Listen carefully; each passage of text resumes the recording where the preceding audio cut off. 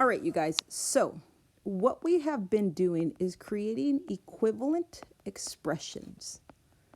And equivalent means that these expressions are equal to each other. They're the same thing, but they might look a little bit different.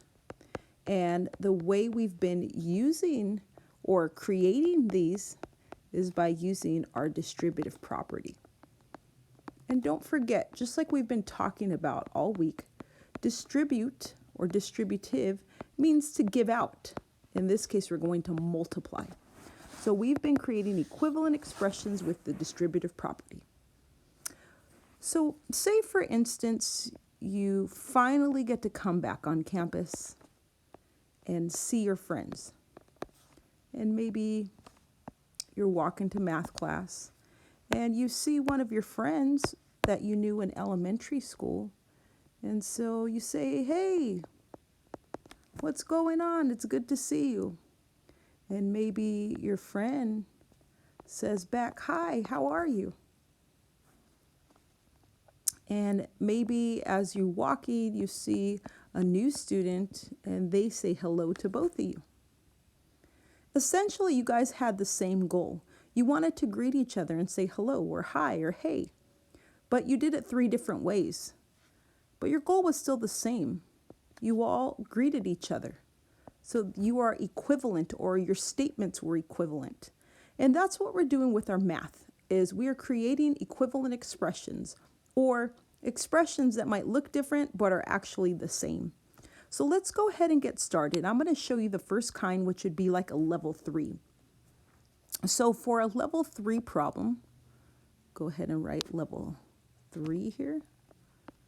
For a level 3 problem, we would have something like this. 4 parentheses, let's say a y plus 9. And then we're going to write one other one. We're going to say parentheses r minus 4. And this time I'm going to put my number on this side. It really doesn't matter which side we put it on. So let's go ahead and talk about this. There are 2 different ways that you can solve this problem, and it is up to you how you want to do it. Okay? Totally up to you. One way is to use a box method, which I happen to like the most. So I have 2 elements inside, so I'm going to draw 2 boxes. On the outside is my 4, and on the top is my y and my plus 9. So I essentially am just going to multiply my numbers. So 4 times y gives me 4y. And I have my plus sign in the middle. And then my second one is 4 times 9. So I have 4 times y, and I'm going to multiply 4 times 9, which is 36.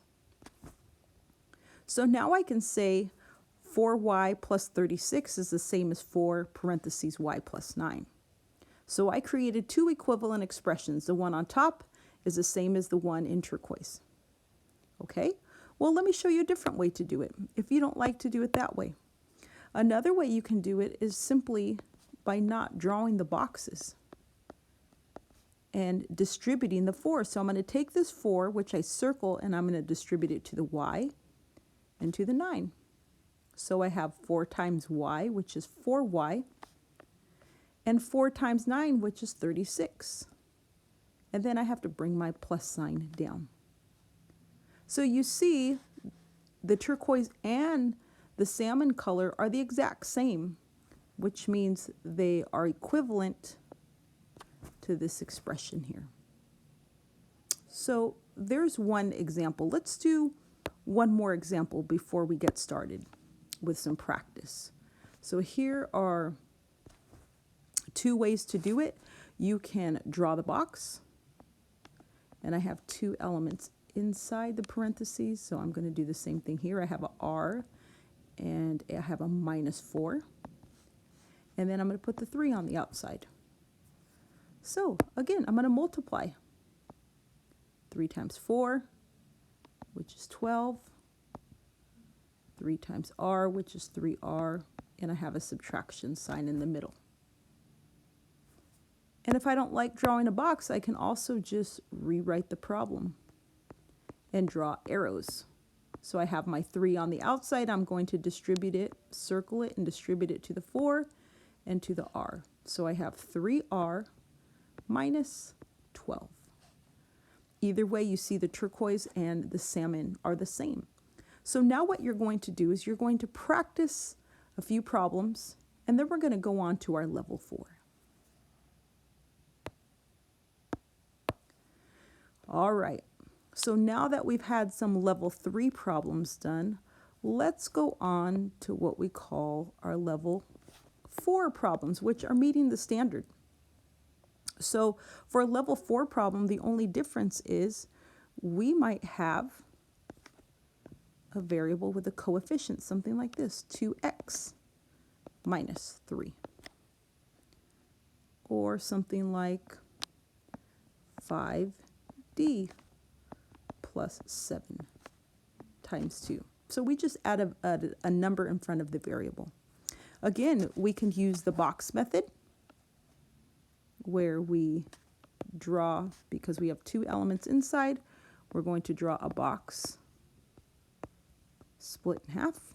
We're going to have a 2x minus and a 3. Okay, and we do the same thing that we did before. We do a 5 times 2x. 5 times 2 is 10, so this ends up being 10x.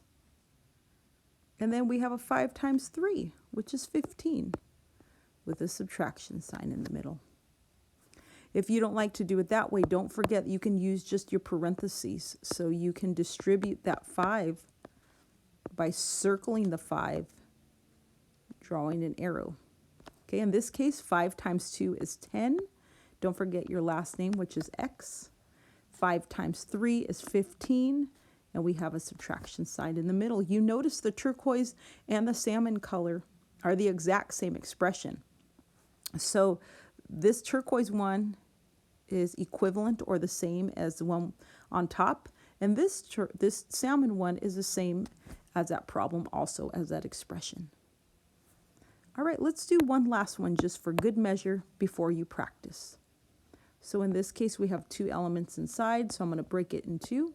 I'm going to put the 2 on the outside, and I have a 5d plus a 7. So let's go ahead and multiply this out. 2 times 7 is 14, and 2 times 5 is 10. Don't forget its last name, which is 10d. So I have 10d plus 14. If I don't like to do it that way, don't forget the alternate way is to draw the parentheses again. And this time I'm going to circle my 2 and I'm going to distribute it. So 5 times 2 is 10. Don't forget your last name. 10d plus 7 times 2 is 14. You notice the turquoise and the salmon are the same. So they are equivalent to this expression. So now you're going to do some practice. Now that you are done, what you're going to do next is go to ClassKick.